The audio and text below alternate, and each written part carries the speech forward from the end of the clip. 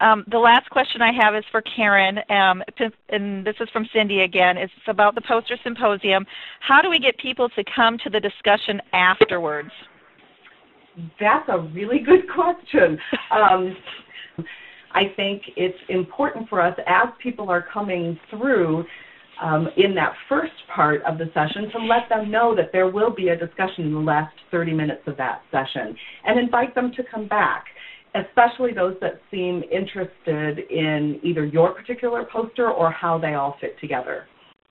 One thing I might add is that, and in fact, Jeff, you're presenting in a poster symposium at this conference, this coming conference, and so one of the things that, and I'm the discussant on it, so one of the things that we've talked about is, can we pose some questions ahead of time that get people that walk by to consider, and that they could join us for a discussion on that, and then other questions that they might have across these different papers.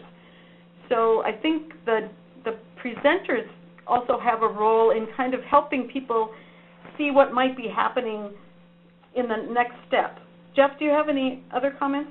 Yeah, I just know that we're going to try and get together as a group and kind of preview each other's posters, and then kind of come up with those questions that we can hand out, and we can let people know as they come by. And actually, the poster session is really a lot of fun. I'm glad we talked about networking in the poster session, because I think that the people who stop, and some people even come specifically for your poster, those are the kinds of people that you can invite and say, in 10 minutes we're going to be having a symposium on these 4 posters.